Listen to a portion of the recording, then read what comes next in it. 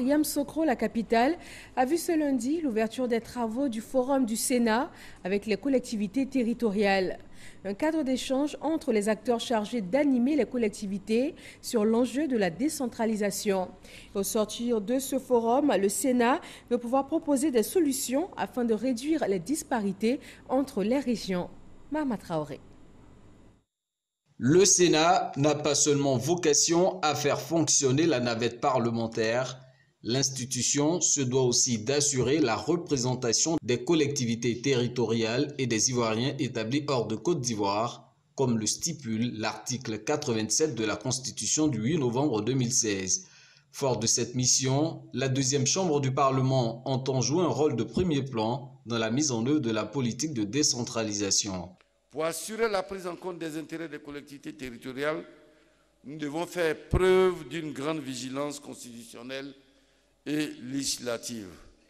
Elle permettra de placer les collectivités territoriales au centre de la lutte contre la pauvreté, la lutte pour la sécurité alimentaire et l'agriculture durable, la santé, le bien-être, les infrastructures, l'innovation et les partenariats. La bonne compréhension de cette mission nouvelle est inédite pour un pays qui expérimente le bicamérisme.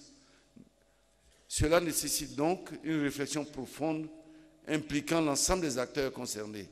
Voilà qui justifie cette première édition du Forum du Sénat, forum qui réunit l'ensemble des élus locaux, des autorités préfectorales et administratives autour du thème « La représentation des collectivités territoriales face aux défis de la décentralisation ».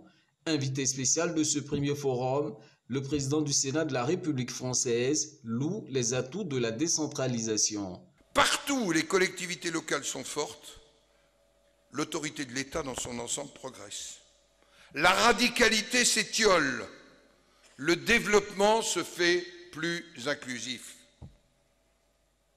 On ne combat pas l'exode rural en interdisant l'accès des villes, mais en aidant les jeunes et les adultes à avoir sur place un égal accès à la dignité, au bien-être, à un habitat décent, à l'éducation, à la culture, à la santé. Ces mots, ce sont les mots du président Houphouët-Boigny. Ils n'ont perdu aucun des éléments qui marquent leur portée pour hier comme pour aujourd'hui. Malgré les efforts accomplis ces 30 dernières années, le gouvernement ivoirien dit être conscient de nombreux défis à relever. La dynamique nouvelle de décentralisation vise à lutter contre la pauvreté au niveau local, à travers le renforcement de la démocratie, de la bonne gouvernance et le rapprochement entre les pouvoirs de décision et les communautés de base. Le gouvernement ivoirien entend poursuivre ses efforts dans ce sens, afin de garantir le bien-être des populations. Il s'agit de faire des régions des grands pôles de production et de croissance au service de tout le pays, car il n'y a pas de grand pays sans grande région. D'un main de son homologue français, Jeannot Ahoussou-Kouadio a reçu pour le compte des archives du Sénat une copie de l'exemplaire original de la Constitution de la Ve République française, portant une signature du président Félix Houphouët-Boigny, alors ministre d'État dans le gouvernement français. Ce premier forum du Sénat sera marqué par plusieurs panels. Il referme ses portes ce mardi.